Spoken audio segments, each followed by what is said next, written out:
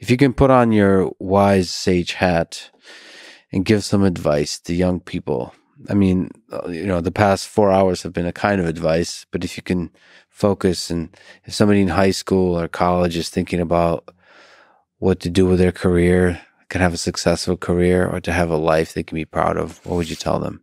I'd say probably the most important advice that I would give is to find a way to give value to other people. And this is really the key thing. You need to wake up every morning and figure out how to serve others. This is the key to everything you want in life. Everything that you want is on the other side of you serving others.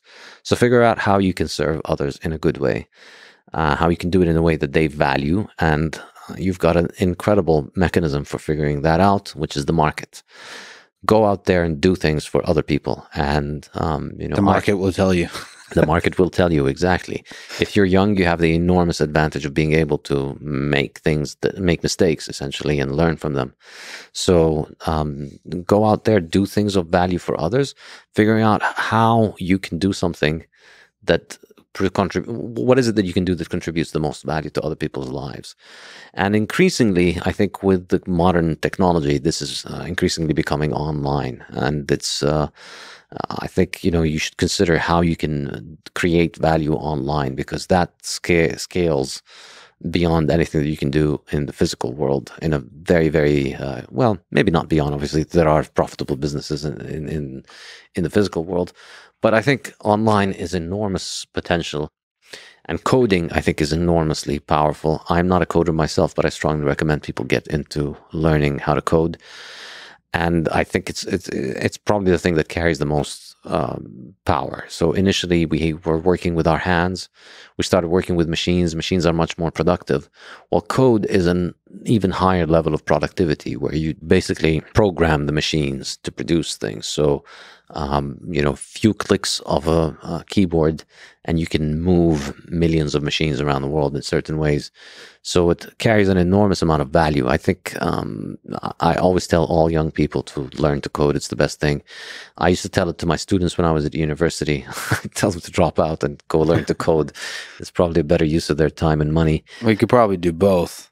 Yeah. University has an interesting function. I mean, probably you and I have different perspective on this. Probably has to do with a little bit of a different journey in terms of fields, because I've stayed engineering focused for a long time, and there's less, some of the troubles you might highlight in the education system, there's less troubles of that kind in engineering, because math hasn't changed for a long time. So it's a lot of it is just doing hard things, being forced to do hard things, and becoming a bit of a generalist, while on the side you're also becoming a specialist based on your own passion, driven by your own passion. So school, at least high school, I don't know about the university, but high school has a really nice, one of the only times in your life, at least in my life, I was forced, but now I see, given the opportunity to spend my entire day learning broadly.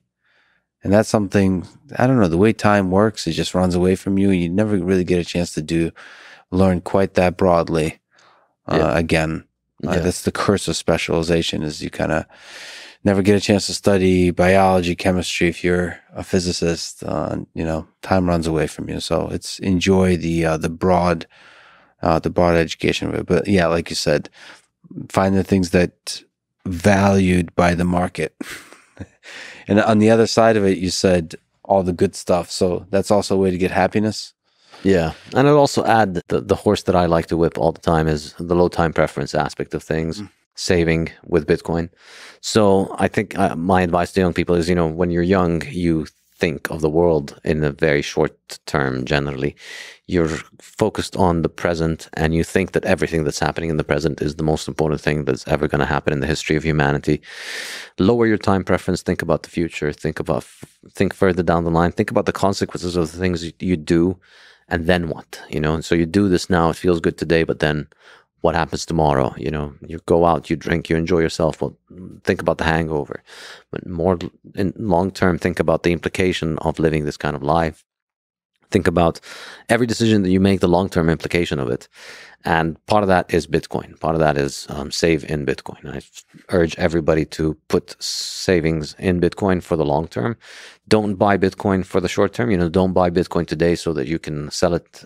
Don't put your savings in Bitcoin today so that you can sell it all next month and buy a house.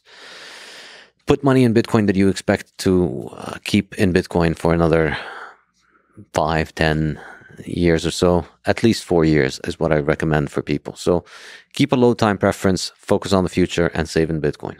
And learn about how to buy Bitcoin, how to learn about all this technology. Part of this is this conversation, but there's so much awesome material out there. And thank you, by the way, for this gift of a hardware wallet. Nice.